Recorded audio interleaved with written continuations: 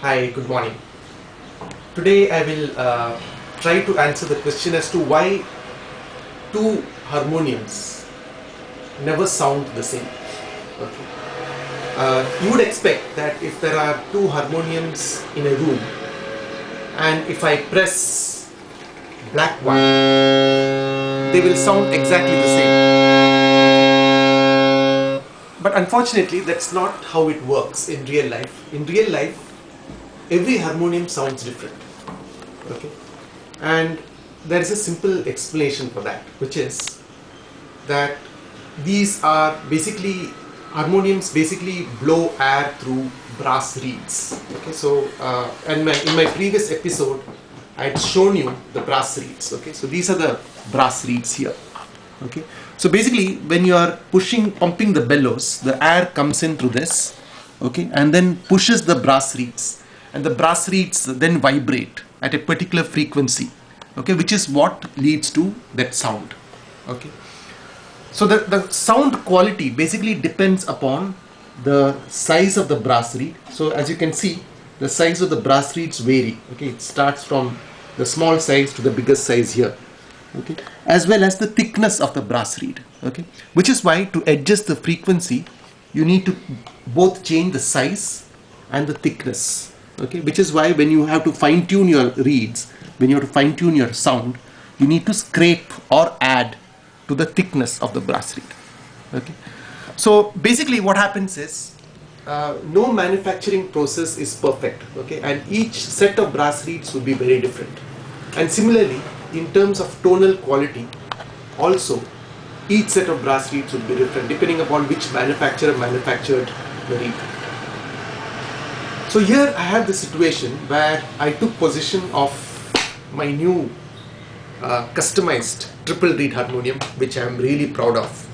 I came home and then I opened it and I started playing. And then I realized that the sound coming out from this is very different from my old harmonium. Okay, this harmonium is basically, it's almost about 70 years old. It's my grandfather's harmonium. It also has German reeds in it. But as you can see, if I play the same set, the sound coming out is different.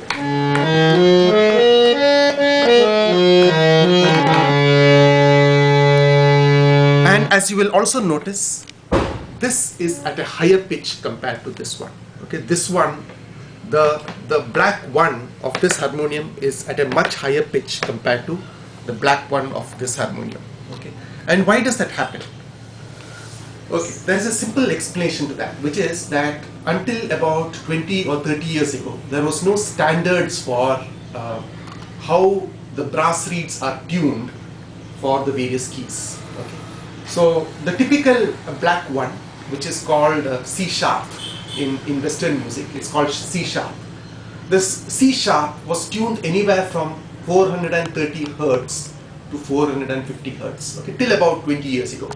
So different harmonium manufacturers used to tune it to their own specifications. Some will do it, some will tune it at 430, some will tune it at 440, some will tune it at 450 and so forth. So basically every harmonium was therefore different. About 20 years ago, they said, okay, we have to customize, we have to standardize it, because this can't just go on. I mean, every harmonium is different, and harmoniums also cannot therefore go along with Western instruments. So if you are going for a concert where everything is standardized, a harmonium which is tuned at say 430 will not be able to accompany instruments say which are tuned at say 440. So basically it was decided to follow the European convention, okay, the Western classical convention, and tune the C sharp of harmoniums also at 440 hertz. Okay, so this is how it operates basically. Let me quickly explain to you what it means.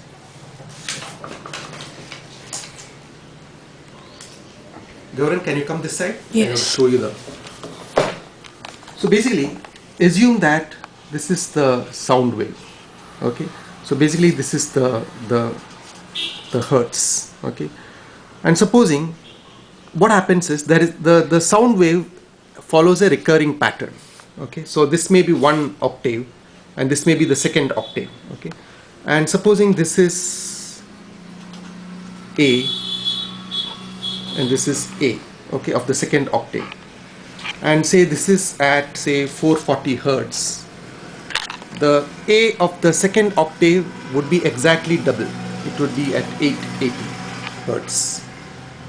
Okay, now what happens is, supposing this particular my harmonium manufacturer, okay, tuned it to 440, and B therefore would be at 466, and C would be at say 512, and so forth. Okay, so this is how it goes, and as you can see, an octave is split into basically 12 tones. Okay, so there will be 12 tones here, 1 2 3 4 5 6 7 8 9. Let me add a few more. So there will be 12 tones, and the next octave will also have 12 tones in it. Okay, so if you see the harmonium, supposing I'm starting with black one, okay, the whole set from here till here, okay, is one octave. The next octave starts from here till here, okay, and so forth. So typically a harmonium will have 3.5 octaves. Now this A will correspond to this A. Okay, so for instance, if I press this A along with this, they are in sync, because they are exactly at a similar point in the sound wave. Now it is possible that another harmonium manufacturer will say, I don't want to tune the A at 440, I will tune it at say 450.